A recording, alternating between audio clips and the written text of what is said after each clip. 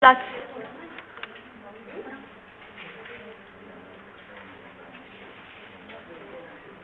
Oke. Bisa lah ya.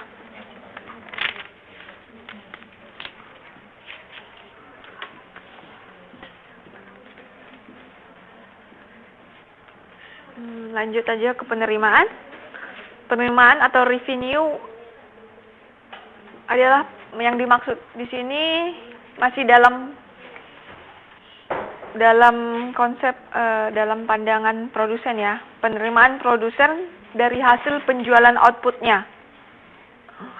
Jadi ini masih perilaku produsen.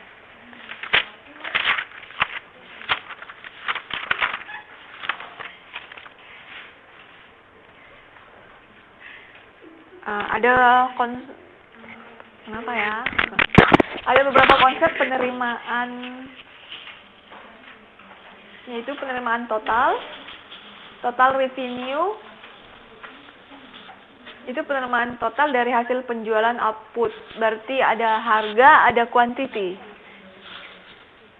Halo? Ada yang lucu? Nah, untuk penerimaan rata-rata average revenue itu TR bagi quantity unit output. AR. TR bagi Q. Karena TR-nya itu P kali Q bagi Q, berarti dapatnya AR itu sama dengan P. Penerimaan margin. Nah, untuk penerimaan marginal berarti tambahan penerimaan karena adanya tambahan penjualan 1 unit output. Adanya penambahan penerimaan karenanya ada tambahan penjualan 1 unit output. Itu yang disebut marginal revenue. Itu dapat dari turunan pertama total revenue.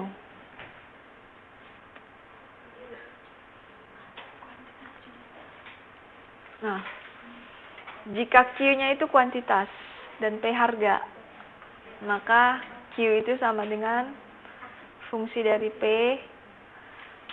Total revenue itu Q kali P ya. Nah, Q-nya itu FP. FP TR berarti FP kali P ya di sini.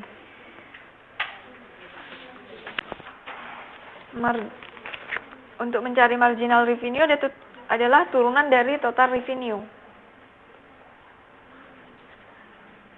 Nah, seperti contoh, kalau fungsi permintaannya 3Q tambah 2P sama dengan 9.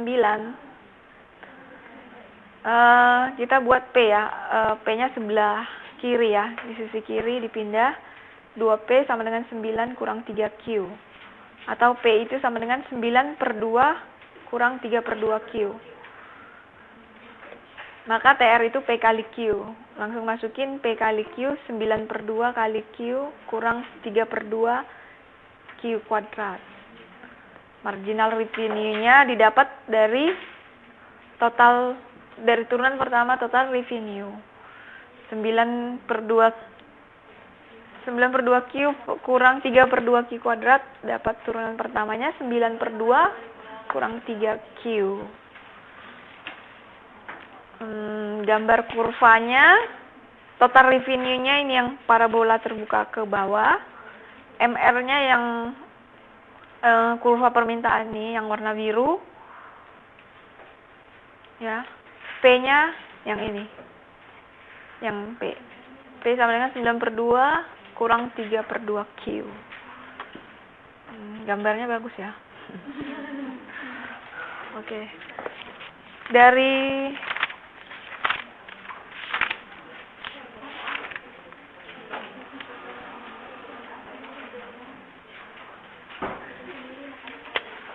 hubungan total revenue, average revenue, dan marginal revenue itu tergantung pada bentuk pasar di mana perusahaan tersebut berada.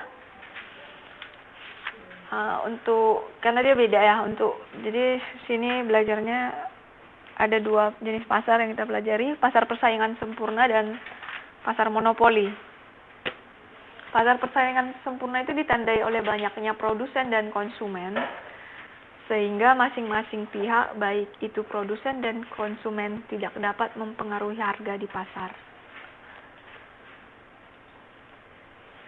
Jadi yang menentukan pasar. Nah, hubungan kurvanya total revenue, kurva penawaran ya, positif, dan average revenue dan marginal revenue itu sama, horizontal.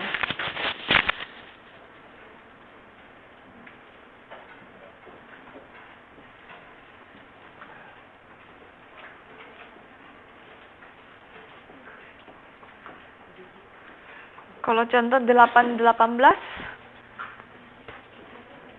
dalam pasar persaingan sempurna fungsi permintaan ditunjukkan P sama dengan 10.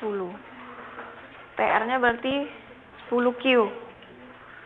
Average revenue-nya berarti 10Q bagi Q sama dengan 10. Marginal revenue-nya turunan pertama dari 10Q 10. Average revenue sama dengan marginal revenue. Oke. Sekarang kalau monopoli itu berbeda dalam pasar persaingan sempurna karena dalam monopoli hanya ada satu penjual yang menyaingi dan produsennya dapat mempengaruhi harga di pasar dengan cara menjual barangnya lebih banyak atau lebih sedikit dari yang diproduksinya.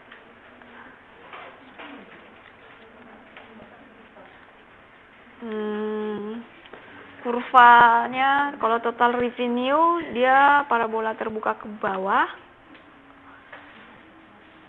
Average revenue ini QMR di kurva ya, garis MR di titik Q itu setengah dari average revenue, memotong di sumbu Q. Berapa besarnya?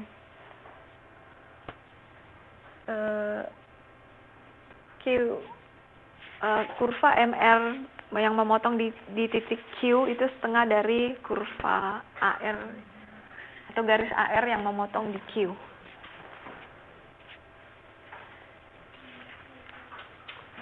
Kalau pilihannya ada jatuh di sebelah sini, itu berarti E-nya lebih besar dari 1, elastis. Kalau yang tepat di garis ini, dia unit elastisitas tunggal. Kalau yang ini elastis. Jadi besar perubahan harga, jumlah yang diminta masih lebih besar. Ini.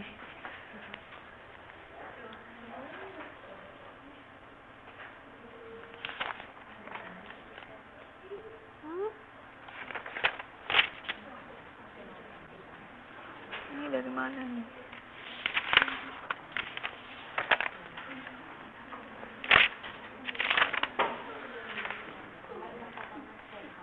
Kalau contoh 19 bisa ya. P sama dengan 10 kurang 0,5Q. Total revenue-nya dapat 10Q kurang 0,5Q kuadrat. Average revenue-nya dapat, MR-nya dapat. Nah, ini dapatnya MR-nya 10 kurang Q. Ini contoh 225 yang di sini ya. Halaman 848. Fungsi permintaan P sama dengan A dikurang BQ dengan A dan B positif. A dan B positif memotong di sumbu Q. Disebut memotong di sumbu Q di titik D. Nah, coba dibuktikan benarkah kurva MR memotong sumbu Q tepat di tengah-tengah OD.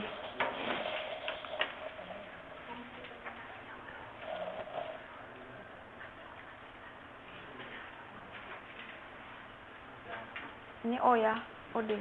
Benarkah kurva MR, ini MR memotong tepat di